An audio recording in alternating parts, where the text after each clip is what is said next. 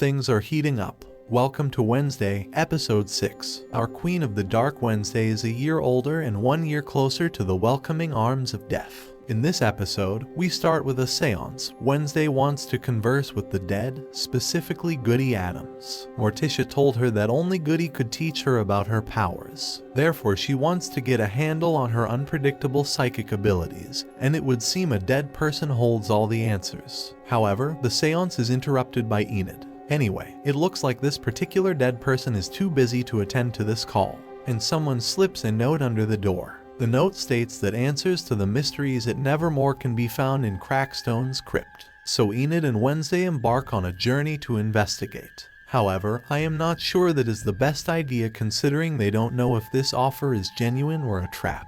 This, however, proves to be a clever way of throwing her a surprise party. They know her well. They even have cake for the special occasion, and Thing even wears the most adorable hat. But Wednesday is quickly distracted as she spots a Latin inscription in the crypt, with the words, "Fire will rain when I rise." Already Wednesday is not one for parties, so her mind is already on the investigation.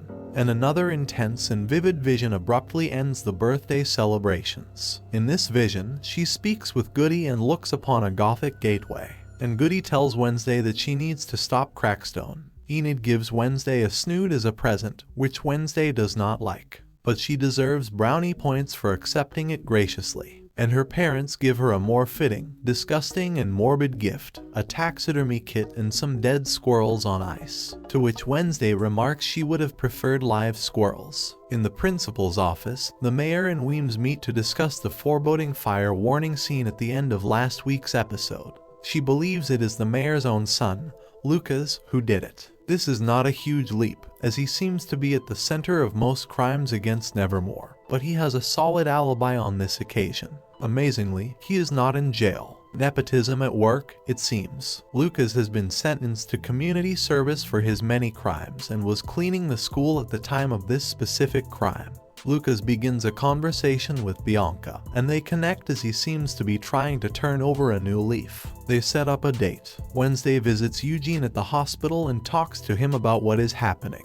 With all the connections and relationships she has now, she wonders if what Goody said to her is true. Goody told her she is destined to be alone to accomplish the things she needs to. Her monologue is interrupted by Dr. Kimbot, who we haven't seen since that last family session. This therapist just has an unsettling vibe. But hey, maybe that's my aversion to happy, well-adjusted people. Wednesday decides to leave for the police station. Wednesday again goes to Sheriff Galpin about the blazing warning on the lawn and the inscription found in Crackstone's crypt. But Sheriff Galpin does not care, and Tyler is not happy with Wednesday either because she is ghosting him. Wednesday is a woman on a mission who has bigger fish to fry. And seriously, people are trying to kill the girl you like, and she could possibly end Nevermore. And you want her to care about dating? Okay. She shows Tyler a drawing of the gates she saw in her last vision, hoping he knows where they are located, but he has never seen them. So Wednesday decides to visit Xavier, who seems not to be as angry anymore. He recognizes the gate from the dreams that he has been having. He tells her it's the old Gates mansion. But before Wednesday leaves, Thing uncovers a massive painting of Wednesday to life, which he brings to life as the painting starts to play. The look on Wednesday's face says it all. Same girl, same. But we can't feel things, so she storms out without saying a word. If we are keeping score, the tortured artist wins this round. Earlier in the episode, we find out from the mayor that there has been a complaint about lights at the Gates mansion being on.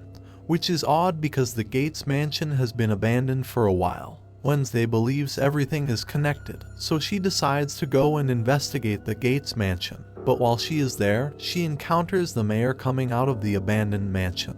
While leaving, the mayor calls up the sheriff to discuss some theory we don't get full details on. So Wednesday decides to jump into the mayor's car and discover this mystery theory. But when the mayor arrives at the place where he and the sheriff are supposed to meet, he immediately gets run over by a car and Wednesday witnesses all that happens. And now she's back on the sheriff's radar as a suspect. It looks like trouble follows our little storm cloud wherever she goes. Back at Nevermore, due to this unforeseeable tragedy, Principal Weems puts the school on lockdown. Therefore, Wednesday cannot leave the school.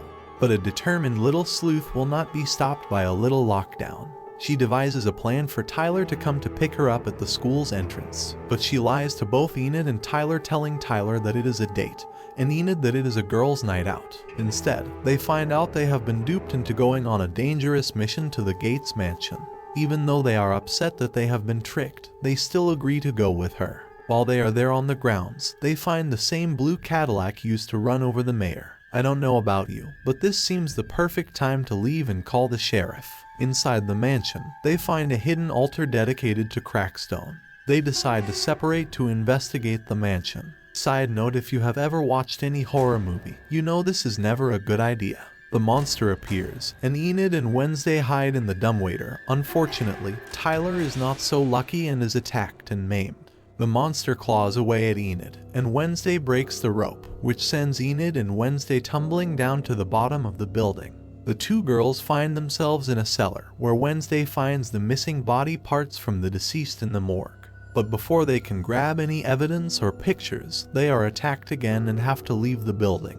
They run outside and regroup, and Xavier turns up. This dude must stop showing up at the worst possible times. They go back for Tyler, who is injured, and they go to Tyler's house. Unfortunately, the sheriff walks in at that moment, seeing his bloody and injured son. He flies into a rage and tells Wednesday that she should stay away from Tyler. Wednesday returns to Nevermore, where Principal Weems is waiting for her, and now she has the perfect grounds for expulsion. And in a rare moment, Wednesday admits that she has been wrong about many things, but she does not apologize. And while the principal has plenty of reasons to expel Wednesday, she decides not to.